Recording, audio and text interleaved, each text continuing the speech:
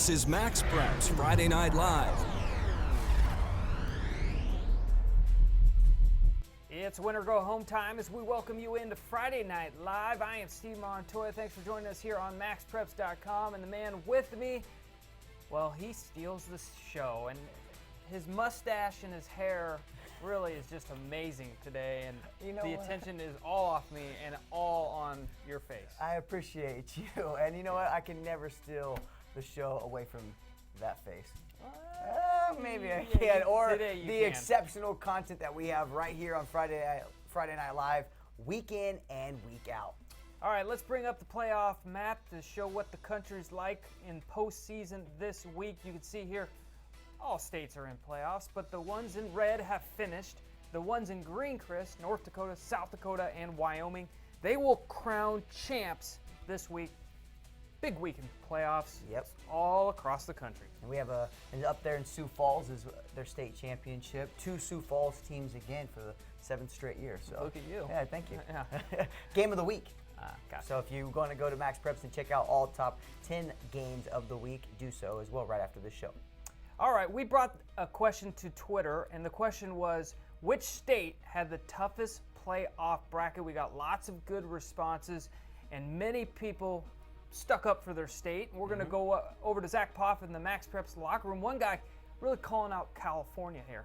Yeah, check out what @Jake_Fitch12 said. He's hyping up Texas. Now, we said Texas 6A D1, without a doubt, the top, and it smacks the top of California's Pac-5 regional setup.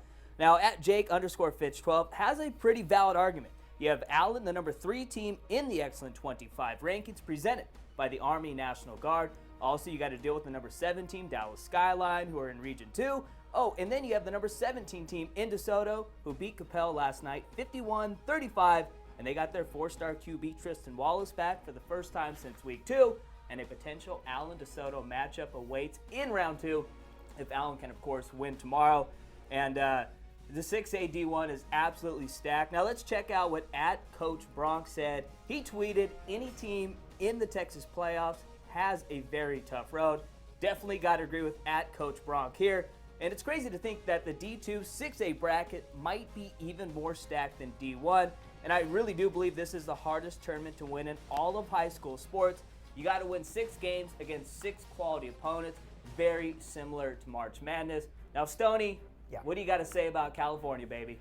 Well, I might have to disagree with @JakeFitch12. I know, it's tough, but the Southern Section CIAF Pac-5 division is incredible, and @Prep Nation agrees, and they say hands down almost half the 16 teams in the bracket have been nationally ranked at some point this season. And @Coach4 says Pac-5 division in SoCal, it has to be one of the toughest brackets in all of America. 5 of the Freeman Ratings top 20 teams are in it, and I have to agree with this. You have St. John Bosco, number 6, 9-1, only lost to number 1 Bishop Gorman. Long Beach Poly, everybody's heard of them. Modern Day, who just happens to play Westlake this week with a quarterback at Westlake, Florida State, Malik Henry. And then you have 2-time state champion St. Bonaventure. Well, we are Colerain tweeted, not so fast, my friends. We'd match Ohio D1 bracket up against any in the country, and Colerain has a legit argument. They play St. Xavier tomorrow, but 5 of the top 50 teams in the country play in this bracket, including Hudson, who sits at number 25 overall in the MaxPreps Excellent 25 presented by the National Guard. Also, St. Edward, remember, Chris, at one point they were number 1 in the country. Right now they're number 6 in the computer rankings. And also, like I mentioned before, St. Xavier, they're always tough. They play Colerain, and just some proof, the number 1 seed already has lost in this tournament. Centerville was upset. Just shows you how tough this one is. And from Ohio, we're headed to Florida, right, Zach? Yeah, you can't talk high school playoffs without bringing up Florida. And @Florida HS Football tweeted, Florida's Class 8A, so wide open. A lot of top contenders in the mix this year. Got to agree with that. Florida high school football makes a very good case for 8A. You got to deal with a team like Miami Central. Miami Central, number 15 team on our Excellent 25 rankings. They have a stud wideout and 4-star receiver, Devontae Phillips. And also you got 10-0 First Coast, Florida State quarterback commit DeAndre Johnson, along with South Carolina commit Sherrod Pittman, and a sleeper team, 9-0 Flanagan, a team to watch out for. And Stoney, Yep. we got to talk Georgia now. We've left them out so far. So what do you got for us for the state of Georgia? Yeah, we're going to stay down south in the state of Georgia, and OGS Nelson said just looking at the left-hand side of the 4A, Buford, Sandy Creek, Cartersville, Griffin, 2 champs meet right there. Toughest half I've seen in a long time. You have to agree with it. Buford, number 13, 10-0 on the season. Sandy Creek, Cartersville. And then also, he says 6A overall is insane. Quad A has a stacked half that is out of this world. And just there alone, you have Valdosta, the winningest program in the nation, and Colquitt County, shown right here, the number 9 team in the country at 10-0. Every bracket we've looked at has been just from top to bottom really hard and difficult to win out. And that's why it's state championship season, and that's why you play this time of year. Yeah, well, we got one more state to hit up, and the man and at Jim from Bayshore went calling out for New Jersey, and specifically the non-public Group 4 that features 4 top 50 teams, including defending champ and favorite Paramus Catholic. Now, they lost last week, so they will be fired up heading into this. And also in this bracket is Don Bosco Prep and St. Peter's Prep.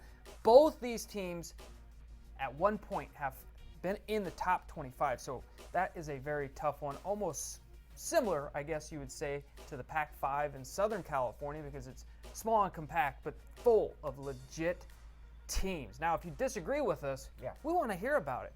You know, we're not saying one is greater than the other, but we want to know from you out there.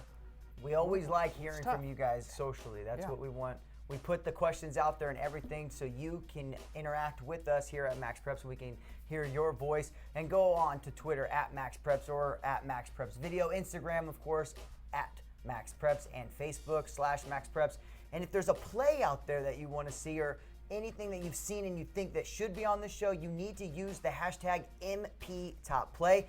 And now here, right here on Friday Night Live, this is when we get to show you all those hashtag MP Top Plays in our MaxPreps Top 10 Plays of the Week. It's another week, and again, we have the Plays of the Week. We start, of course, with number 10, Wakefield High in Raleigh, North Carolina, and we have Dontel Dunston. And you know that when a running back is fighting to stay up against teammates, you got to go into that tackle and rip the ball. He does so as he gets the ball ripped up into the air from the Leesville running back. Dontel catches it and runs it in for the defensive TD. Big ups to the running back for the effort, but as you can see, Dontel was on a mission. Speaking of on a mission, this ball's on a mission to go to the ground, but that's not going to happen. It's going to be tipped once and then one-handed pulled in by Tyquan Statham in Georgia. Chris, to have the concentration here to get the deflection and then grab it with that one hand with the defender on your back. That's play number 9. What the heck? That's a great play. Well, play number 8 has a little hop in his step right there. Eden Prairie of Minnesota's running back J.D. Spillman hops his fallen O-line and breaks multiple tackles on his way to a 55-yard TD versus East Ridge. Let's watch it one more time, and you will see Spillman leap over the offensive line after the pancake of the defenders, then uses his speed to get 6. Now, you have a little fact, don't you? I do. That's the son of Vikings GM Rick Spillman in Minnesota. Eden Prairie must be the school to go to. Now, we saw this last week. A team pulled out the old bounce trick play. This time, it even works better, in my opinion, because you will see the defense right here against Batesburg, Leesville to stop, and they go on in to score. They must know hoop season is right around the corner. They're getting the crowd ready for both hoops and football. Fundamentals. Now, who remembers the 2007 Fiesta Bowl between Boise State and Oklahoma? I do. All right, this play should spark all of your memories, not yours, because you remembered it. Milford High in New Hampshire pulls off the play known as the Statue of Liberty against Lebanon. Fullback Dustin Post gets the behind-the-back handoff from quarterback A.J. Smith after a fake pass for a 15-yard TD run. I thought you were talking about the wedding proposal at the end of the game. I didn't know you were talking about that, Chris. I'm sorry about that. All right, we're going Hail Mary now. Daniel Rose to Mason Costco. for the game winner right there. Manchester beat Bird. Bird did a Hail Mary earlier in the year we saw for a Plays of the Week.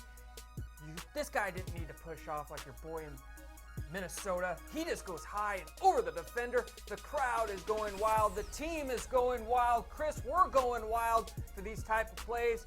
Keep an eye on the back of the end zone right here. We're going to see a guy get tackled. Yeah, you touchdown there. The ref jumps out of the way. So excited. Now let's show another Hail Mary. Vista Del Lago Eagles Jr. Blake Martin catches a 35-yard pass from quarterback Matt Jimison on the final play of the game to give the Eagles a 41-35 victory over Christian Brothers at Hughes Stadium on the Sac City campus. The win gave the Eagles the Capital Athletic League championship, the program's 4th title since 2010, their first in the CAL. And then we follow that up with this acrobatic catch by Eric Friesen to the 1-yard line, reaching out and sliding with the ball. Let's watch this one more time as it is worth the look. Come on, bro. Get that. It might have hit the ground a little bit, but the ref is right there. So he says it's a catch. It's a catch. And that's why it's play number 4, Chris. And this is play number 3 in Kansas City. In Kansas, excuse me. And this is an unbelievable run. Maybe the best punt return of the year as he is just throwing defenders off, and watch the block coming in for the backside. Then he's got free space ahead of him. He better get this touchdown up after all that work. And you know Darian Jackson is into the end zone, still fighting off guys at the end. Again, he dives in. Oh, he's probably winded. Bring out the oxygen. They threw a flag on that dive because I think he was just tired. I think he just fell over. I mean, what was the ref seeing there? I think he just ran out of gas. I would be dead right here. I'd be falling on the ground. I would have got a penalty for falling right there. Did the ref not see what he just did all the way down the field? Let's show the flag right here if they show it. And flag! Yeah, come on, that's not excessive. That's just a man tire. Number 2, and we are at Liberty High in California. We're running back. Willie Williams supplies us all with a reverse the field twice for a 42-yard TD that encompasses some great blocks, stiff arms, strength, balance, speed, and moves. And when we were seeing this, you know, we've had Willie Smith last week. We got Willie Williams this week. We just keep showing things that are like, look at the formation. Free Willie. Oh, that is a one, but it just brings to mind just right here. Yeah. Yeah. Hold me. Let's go watch Free Willie right after this. I want to watch it right now. I just want to see the kid reach up and just touch Willie as he jumps over his head and gets freed, and that just brought a tear to my eye. But right now, this is bringing a tear to my eye as he gets freed to the end zone for 6. All right, that's play number 2. Play number 1. Look at the clock up there, Chris. 43-41. Under 5 seconds left to go. Down to 56-yard field goal. No way. Yes way. That's Colin Root with the boot. The game winner for the Mustangs in a second-round playoff game for the 44-43 win. How can that not be play number 1? Maybe if it was week 1, still that would be play number 1. But a second-round playoff game. Use the hashtag MPTopPlay to get your plays seen right here. All right, great plays as usual. Now, last week we broke down the top catches of the year so far, and we got the voters out there to vote on that. So we're going to do that again this week, but this time it's punt returns. We've seen some amazing ones. We're going to show you 3 of our favorites right now. Zach Poff, you start us off with the first one. Yeah, let's go ahead and check back in on the number 3 play from the past top 10, and let's go back to Derby, Kansas, and check out Darian Jackson.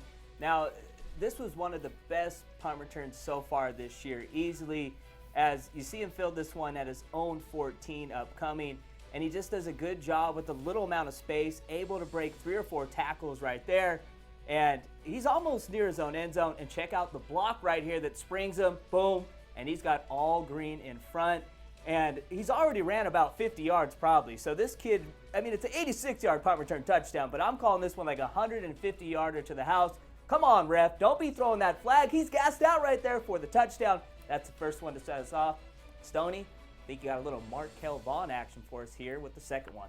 Yes, I do, and let's show this one because it's probably my favorite. I'm going to vote for it at the end when you ask me. So Markel Vaughn of Omaha North out in Nebraska's punt returner, and he takes the ball and takes on all the would-be tacklers to the tune of a 77-yard punt return against Westside. And now what makes this play the top return of the year is A, he scores, and B, he has a point during the run where he gets stood up, legs get pulled on, and shoulder pads get hung on to, and somehow he gets away to go the distance all the way 4-6, following great blockers and everything. So a very impressive punt return, and I'm sure that you have a third one. Yeah, now, well, right? yeah, I do. And this one was probably the most talked about play we've seen this year, and that's Austin Fay. We remember this one. It was the talk of the internet back in late September. Mr. Fay from Glenwood High School, he gets this punt return, gets drilled.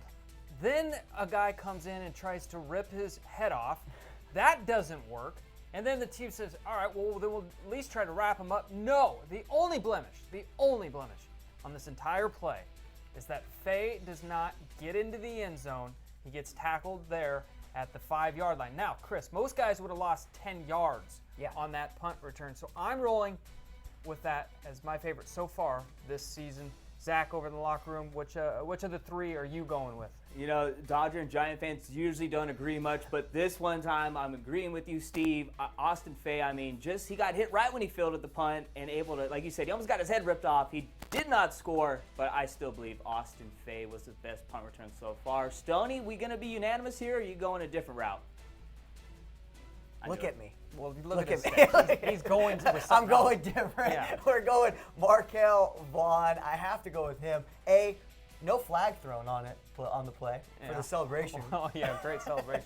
And on top of it, he takes it all the way to the house for 6. So he scores, he gets hit a lot, and it was impressive. So I'm going to go with Markel Vaughn just because we already have 2 of 3. And I lost last week anyways on the voting thing. So. Well, guess what? Your opinion doesn't matter. Thank you. And neither does mine, and neither does Zach's. Your opinion matters. If you're watching this in our article page, please vote below to tell us which one is your favorite punt return of the year, or just tweet us, at MaxPreps or any of our social accounts. We want to know, so far, what is the best punt return of the year? And you'd never know, Chris. Playoffs, we may see some amazing punts tonight or this weekend that could fall above these, but it's going to be very difficult. Oh, very difficult. Now, back in 2006, Jeremy Macklin was a great punt returner in his own right. Yes, for Kirkwood High. And just to show you some of those punt returns as well as everything else that he did back in the day, you know what time it is. Oh, I do. It's way back when, and our featured athlete is Philadelphia Eagles wide receiver Jeremy Macklin. And he's a star wide receiver right now in the NFL, and in high school he was too. He's also a safety and punt returner for Kirkwood, and was ranked as the nation's number 24 wide receiver prospect by Rivals, and was listed as the number 3 overall prospect in Missouri, earning first-team All-State honors as a wideout in 2005 after catching 41 passes and 1,042 yards and 11 TDs. That is as impressive of an average as you will see, with 25.4 yards per catch. Macklin also carried the ball 36 times for 293 yards and 4 TDs, while adding 2 TDs even throwing the ball. As I mentioned in my lead, Jeremy proved to be dangerous on the return side of things, as he took 11 punts back for an average of 24.6 yards per punt return, with 1 going for a TD. Surprisingly, as you don't really think a speed player like Macklin to be a superb tackler, as he likes to run away from the contact, but he was also named All-Conference as a safety, notching 55 tackles and adding 4 interceptions, including 1 that he returned for a TD. Numbers-wise, his junior year was a little better as his senior year because defense focused on the talented wide receiver. He was also named to the All-State team as a junior. And as we see a lot of times with these top recruits, Macklin did not just excel on the football field, but also on the basketball court. He was an honorable mention All-State and first-team All-Conference guard as a junior, averaging 13 points, 5 assists, and 4 steals. One thing I have noticed, Chris, that has come a long way. What? Is video. Yeah, that's 2006, 2005. I know. It's not that long ago. Not that long. That's a shooting share. Yeah. All right. Well, this video is a lot better, and we're getting to know one of the top recruits in all of the country in this Get to the Game presented by American Family Insurance.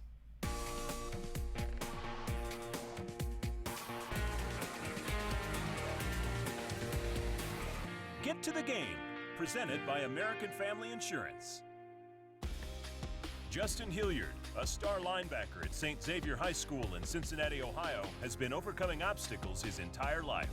When he was a baby, Justin was supposed to be deformed. He was supposed to have sight problems. For him to come through that with flying colors, we knew we had a champion. He's a miracle child. Everything that he does physically is just amazing to me. To see him out on the field, I'm just really thankful. Justin wants to get better, not just in football. He's very cerebral in his approach to things. He wants to learn. Justin's constantly striving to be the best he can be. Some of my dreams go beyond football. I'm looking forward to being an entrepreneur, starting my own business, relate to sports, have a good life, and set myself up to where I can get a good job and provide for my family.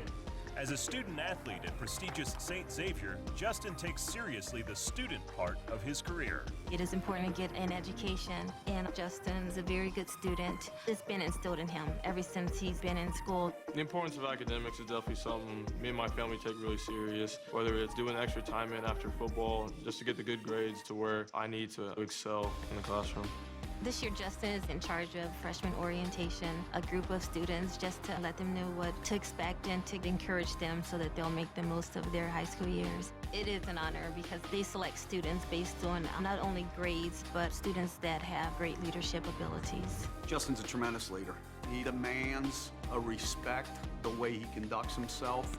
Young guys look for him to see how is he going to practice. Whether it's a freshman or a sophomore, sees me working hard where they want to follow my lead and come to practice with a lot of energy. Hopefully that leads to success on the field.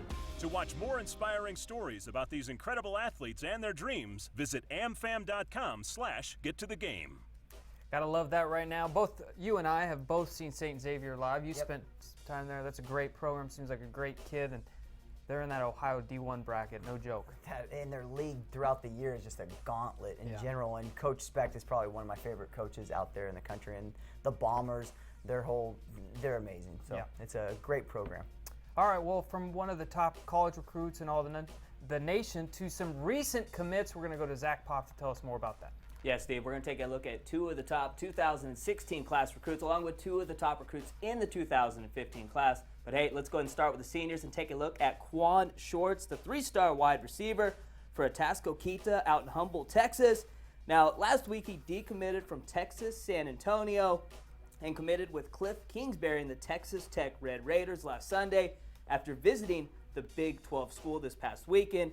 And he'll also be joining Dallas Skyline's Carlos Strickland, who recently committed there a couple of weeks ago. Those are going to be two very talented freshman wideouts for Cliff Kingsbury next year. Now, from a guy who catches the ball to a guy who throws the rock, let's check in on Tommy Stevens, the Penn State commit from Decatur Central out in Indiana. Three-star QB, 6'4", 200-pound senior. Now, last week he flipped from Indiana and elected to go to Penn State. And it stung even more for Indiana because 2 days prior to the flip, he was committed to play for Indiana, and Penn State beat Indiana on that Saturday. So a tough weekend for Indiana.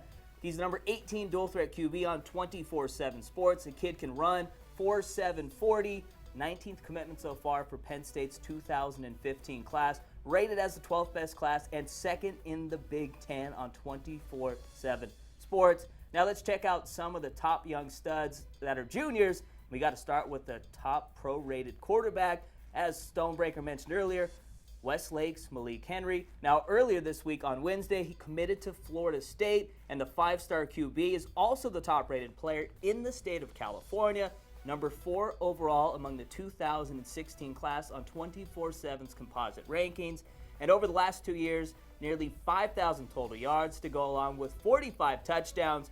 And Henry drawn a lot of comparison to the current Florida State quarterback, Jameis Winston. And just like Winston, he plans to be a 2-sport star and played baseball at Florida State too. Henry and Westlake play modern day in the Pac-5 opening round playoff game tonight at 7:30 p.m. And yes, we will be quick scoring it, so make sure and follow that one live. All right, let's check in on our last recruit, another 2016 commit from White Station, Tennessee, the 4-star wideout, Dylan Mitchell, the 180-pound junior. And he committed to Oregon last week, of course. He's the third 4-star commit in the 2016 class for the Ducks. Quarterback Seth Green from East Ridge, Minnesota, to go along with the stud safety Brady Breeze from Central Catholic up in Portland, Oregon. They are both rated as the #1 player in the state on 24/7. And a lot of the Oregon coaches were saying Mitchell reminds them of DeAnthony Thomas. So if Mitchell can come anywhere close to what DeAnthony Thomas did for Oregon, they are getting one of the best football recruits in the country. He also might play basketball at Oregon. He's a 4-star basketball recruit. And White Station last year, they finished as the #1 ranked team in the state of Tennessee. And as Stoney mentioned earlier, Dylan Mitchell, kind of like Jeremy Macklin, a very good ball player on the football field, and the kid can also hoop on the hardwood. That's all I got for these recent commits. Back to you guys in the studio. All right, thanks, Zach. Now we're going to break down, just because you have one of the top recruits in the country, does that mean your team's going to excel to maybe a state championship or even the playoff? I mean, high school football in general is a team sport. Yep. And so having one of these athletes, these top-tier athletes, of course is going to help your team out. sure. Of course. But does it really take you further into the state playoffs? And let's take a look at some of the top recruits and how their teams are doing. And we start off with Trenton Thompson in Westover in Georgia. Now, he is the nation's #3 ranked player, #1 defensive tackle in the class of 2015, according to 24/7 Sports composite rankings. The Georgia commit has helped lead his Patriots to a 6-4 record and enter the GHSA 4A playoffs with a game against 8-2 Mary Persons. All right, sticking in Georgia, the #1 athlete in the class of 2015 and a Georgia commit, Terry Godwin. And the Callaway Cavaliers are 6-4 overall and enter the Class 3A postseason this weekend. The team finished as the Region 4 3A region champs, and having an athlete like that, sure, that helps. That always but like helps. you said, it's a team sport. It's a We'll team see how it sport, goes. though, yeah. But quarterback Josh Rosen, they always say the quarterback's probably the most important position in all of sports. Now, St. John Besides Bosco's the 6'4", 205-pound UCLA commit has once again been brilliant on the field, leading the Braves to a 9-1 overall record and undefeated at 5-0 in the very tough Trinity League. St. John Bosco is ranked #6 in the Excellent 25, in large part to the dynamic play of the '1 ranked pro-style quarterback, Josh Rosen. All right, well, sticking in Southern California, and top quarterback recruit, that's Blake Barnett, #2 QB in the class of 2015. He's from Santiago High School. They're 6-4 overall, but they enter the Pac-5 bracket on Friday, which we have said over and over is brutal. Now, Barnett, we've seen him make so many MP top plays with his legs, but he's also thrown for 3,100 yards and 23 TDs this season. So you could say, Chris, each week he went off. Can you say that? You can. We'll see if he goes off in the Pac-5. Are you leading into something here? Am I catching on something? I'm trying to get your mustache and you to lead into the next segment. Okay, so I'm going to try to pick up on what you're putting down. Okay. And I guess that this segment is going to be went off. So let's take a look at some of these players this last week that went off. And we begin with Tyree Adams, the quarterback from Dixie Hollins in Florida. And he completed 36 of 55 passes for 598 yards and 6 touchdowns. And Adams also rushed for 109 yards and another score in their 59-52 loss to Tarpon Springs. Now, that's 707 total yards and 7 TDs, Steve. So that is a player that went off. Well, we're going to go, Chris, to the state of Texas, Mr. Cedric Battle. And he's a quarterback, Chris. He rushed for 531 yards. You guys need to pick him up on your MaxPreps fantasy teams. That's a QB who just is putting up numbers. That's like Russell Wilson, Colin Kaepernick, and all the rushing quarterbacks combined all season in one game. He had 7 rushing touchdowns too, Chris. He went off. He did go off. And now I'm going to show you another player that went off because the segment's called Went Off, and it's my turn. It's Colin Samuelson of Osage in Missouri. Now, he hauled in 8 grabs for a career-high 296 yards, and he also crossed pay dirt twice.